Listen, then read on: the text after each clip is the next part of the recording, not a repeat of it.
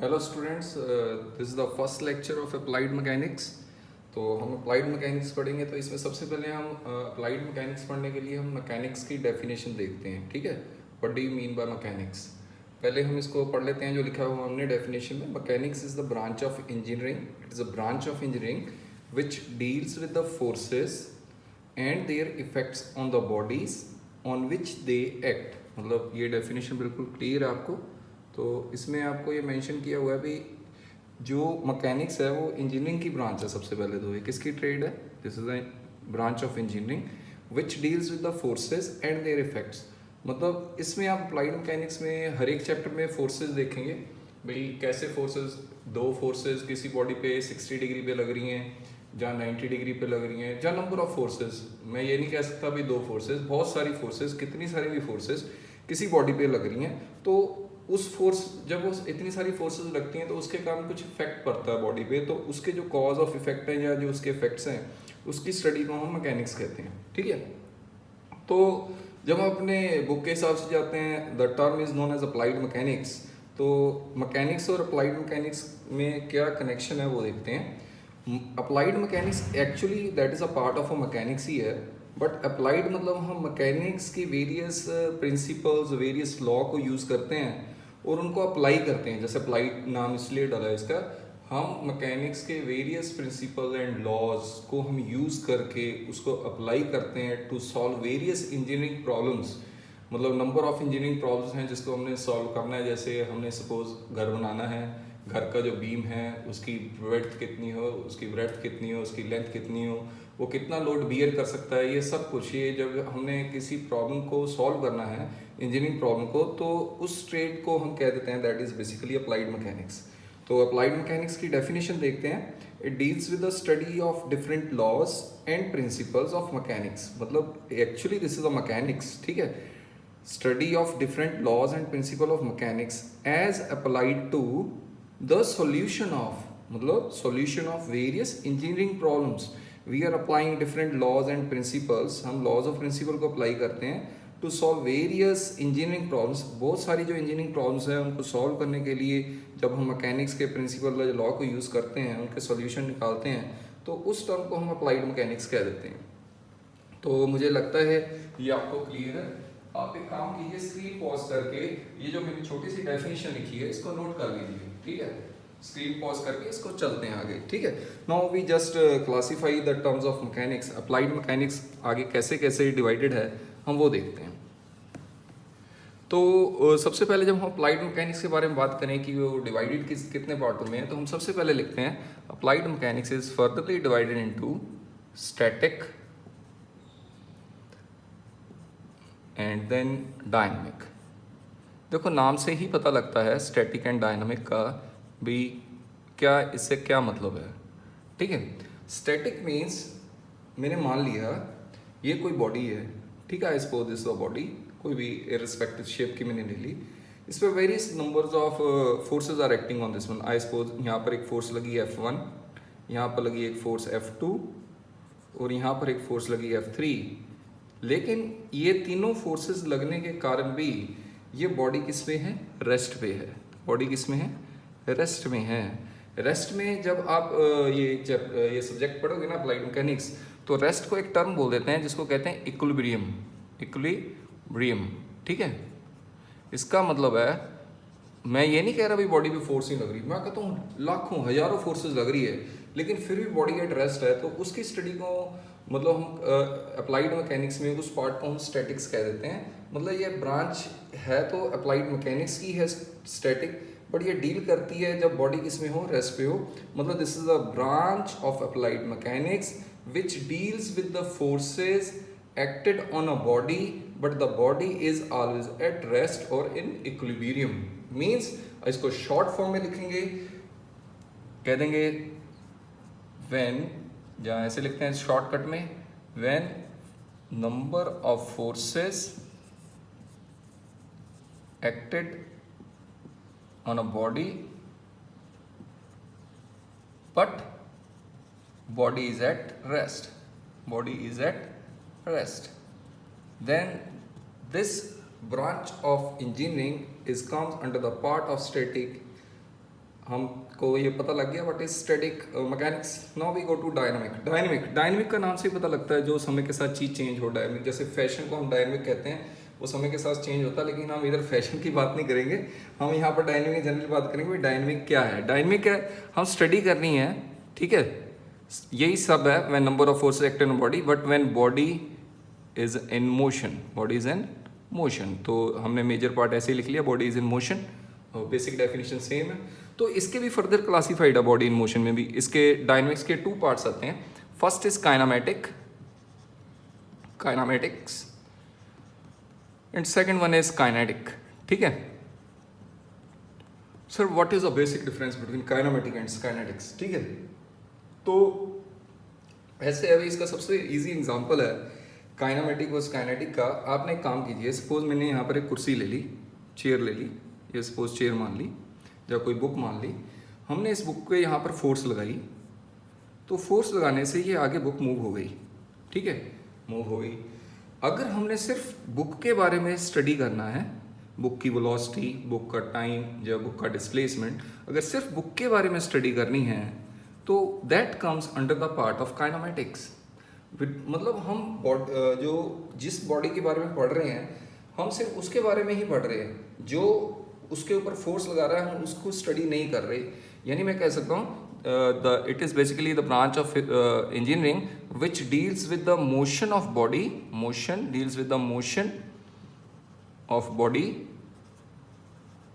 जो बॉडीज कह दी, without considering the force which cause its motion। मुझे लगता है ये समझ में आ गया। मतलब जो उसका कॉज है उसकी स्टडी नहीं करनी। जैसे सर ये सर आप इंजीनियरिंग में बताओ, ये तो बुक रख दी आपने, तो बेटा बड़ा सिंपल सा एग्जांपल है। जैसे हम ये बना लेते हैं, आई suppose this is a cylinder and ये उसमें पिस्टन है, और पिस्टन के साथ ये आगे कनेक्टिंग रॉड है, कनेक्टिंग रॉड आगे क्रैंक से जॉइंट है, और ये कुछ ऐसे घूम रहा है। तो यहाँ पर जब गैसेस बर्न होती हैं तो इसको प्रेशर फोर्स डालती हैं, तो इसमें फोर्स डालती हैं तो ये पिस्टन है जो वो नीचे जाता है, पिस्टन नीचे जाता है तो ये जो आपकी कनेक्टिंग रॉड है ये भी नीचे जाती है, कनेक्टिंग रॉड भी नीचे जाती है। अगर आप सिर्फ कनेक्टिंग रॉड की स्टडी करें विदाउट कंसिडरिंग द पिस्टन, मतलब आप पिस्टन के बारे में स्टडी नहीं कर रहे, यानी देखो इसको धक्का कौन मार रहा है भाई, सर पिस्टन धक्का मार रहा है, तो पिस्टन की स्टडी ना करो, सिर्फ कनेक्टिंग रॉड की स्टडी करो, तो वो काइनेमेटिक में आ गई। काइनेटिक है इधर जो विदाउट लिखा है, विदाउट की जगह विद डाल दीजिए तो वो काइनेटिक हो गया। मतलब विद का मतलब the motion of bodies with considering the forces which cause it's motion. मतलब आप कनेक्टिंग रॉड की भी स्टडी करोगे और पिस्टन की भी स्टडी करोगे। जब आप इन दोनों चीज़ों की स्टडी करोगे तो that comes under the part of kinetics, ठीक है। तो हमने मेजर रूप में अप्लाइड मैकेनिक्स के बारे में पढ़ा, इसके टाइप्स पढ़ दिए हैं, टाइप्स ऑफ अप्लाइड मैकेनिक्स हमें क्लियर हो गया। Applied mechanics various engineering problems को सॉल्व करने के लिए जब हम मैकेनिक्स की लॉज या प्रिंसिपल की मदद लेते हैं तो हम उस ब्रांच को अप्लाइड मैकेनिक्स कह देते हैं। अप्लाइड मैकेनिक्स के 2 मेजर पार्ट है, static and dynamic. Static body at rest पे स्टडी होती है। वेरियस स्टैटिक में ये नहीं कहा गया कि फोर्सेज ही लग रही, फोर्सेज बहुत सारी लग रही हैं लेकिन फिर भी बॉडी एट रेस्ट है, उसकी स्टडी को स्टैटिक। और डायनेमिक जब बॉडी इन मोशन है, जो फोर्सेस लग रही हैं, जैसे पिस्टन है, पिस्टन ने कनेक्टिंग रॉड को धक्का मारा, तो कनेक्टिंग रॉड की सिर्फ अकेले की स्टडी करनी और पिस्टन की स्टडी नहीं करनी, यानी आपने पिस्टन की स्टडी नहीं की, आपने सिर्फ कनेक्टिंग रॉड की स्टडी की, तो उसको हम come under a part of kinematics कहते हैं। अगर हम दोनों की स्टडी यानी कॉज और मोशन यानी पिस्टन और कनेक्टिंग रॉड दोनों की स्टडी करें तो उसको हम काइनेटिक में लेते हैं, ठीक है। ये तो बेसिक डेफिनेशन होगी। चलो आगे चलते हैं। जब आप आगे मैकेनिक्स के बारे में पढ़ेंगे तो बेसिकली आपको एक डेफिनेशन देखनी पड़ेगी, that is basically rigid body. ये बहुत ज़रूरी है, रिजिड बॉडी का क्या मतलब है, ठीक है। रिजिड बॉडी के बारे में पढ़ते हैं। आई suppose this is a rigid body. देखो ये तो पता लग जाता है आपको भी, रिजिड बॉडी यानी वो बॉडी जो बहुत सख्त है, जिसको हम दबा नहीं सकते, हम उस बॉडी को रिजिड कह देते हैं। जिसकी शेप और साइज चेंज ना हो उसको हम रिजिड कहेंगे, ठीक है। बेसिक डेफिनेशन इसकी ऐसी है, the body which does not changes its shape and size under the effect of forces acting on it। Sir ये तो बड़ी सिंपल सी डेफिनेशन हो गई भाई। ये रिजिड बॉडी, ये देखो ये जो डेफिनेशन है ये एक्चुअली ये इंजीनियरिंग की डेफिनेशन नहीं है। मतलब इंजीनियरिंग में हम इस रिजिड बॉडी को ऐसे डिफाइन नहीं करते होते, ठीक है। बट हाँ जनरल है, जैसे देखो कोई भी चलता फिरता आदमी है उसको कह दो भाई सख्त बॉडी रिजिड बॉडी होती है, जिस पे हम फोर्स लगाएं वो ना दबे तो उसकी शेप भी चेंज नहीं होगी, तो हम उस बॉडी को रिजिड बॉडी कह देते हैं, ठीक है। बट फ्रेंड्स ऐसे है भाई, नेचर में रिजिड बॉडी होती हुई नहीं है। मतलब कोई बॉडी है सपोज 10 न्यूटन पे नहीं दबेगी तो 40 पे दब जाएगी, 40 पे नहीं दबेगी तो 400 पे दब जाएगी, 400 न्यूटन पे भी अगर बॉडी कंप्रेस नहीं होती है तो 5000 न्यूटन पे कंप्रेस हो जाएगी। मतलब रिजिड बॉडी की डेफिनेशन देना बिल्कुल आइडियल रिजिड बॉडी होना ये नामुमकिन सी बात है, बट लेकिन हम मानते हैं रिजिड बॉडी क्या है। चलो इसकी इंजीनियरिंग में कैसे हम रिजिड बॉडी को डिफाइन करते हैं अच्छी तरीके से देखना आप सब ने, ठीक है। सपोज मैंने क्या ले लिया, एक बॉडी कंसीडर कर ली। I suppose this is a body and I suppose I mark a 2 point A and B like this one, ठीक है। I suppose the distance between these 2 points is D, ठीक है। अभी मैंने कहा मैंने इस बॉडी पे बड़ी सारी फोर्सेस लगा दी साइड से, यानी एक फोर्स यहाँ से, एक फोर्स यहाँ से, एक फोर्स यहाँ से, एक फोर्स यहाँ से, number of forces are acting on it, ठीक है। अभी पहले ना मैंने before applying force the distance between A and B is D था। Before applying the force the distance between AB is D which is equal to, ये equal हो गया कब, जब आपने फोर्स लगाई और फोर्स लगाने के बाद अगर डिस्टेंस चेंज नहीं हुआ। सोचो अगर मैंने फोर्स लगाई तो ये डिस्टेंस चेंज होना चाहिए था। ये डिस्टेंस अगर मैं फोर्स कंप्रेसिव लगा रहा हूँ तो ये दब जाना चाहिए था, यानी डिस्टेंस ये भी कम हो जाना चाहिए था। लेकिन अगर डिस्टेंस यानी before applying the force distance between A and B is D and after applying the force the distance remains D, then the body is said to be rigid. Then the body is said to be rigid. तो ये आपको समझ में आना चाहिए। देखो लिखना कैसे है वो आपने देखना है, वैसे मैं आपको शॉर्टकट नोट्स बड़े अच्छे बना के दे रहा हूँ। मतलब रिजिड बॉडी वो बॉडी है जिसको बिफोर और आफ्टर अप्लाइंग द फोर्स, अगर दो मॉलिक्यूल्स जो आपने कंसीडर किए हैं अगर उन दोनों का डिस्टेंस चेंज नहीं होता तो हम उन बॉडीज को रिजिड बॉडी के अंदर लेते हैं, ठीक है।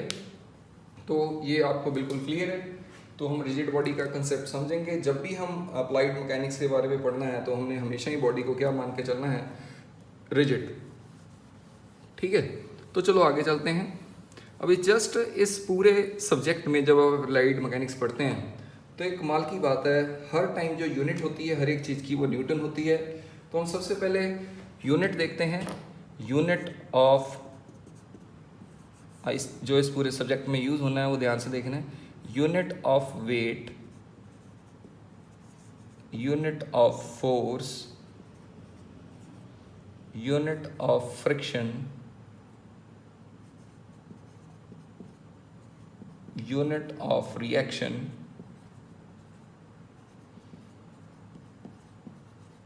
Unit of effort,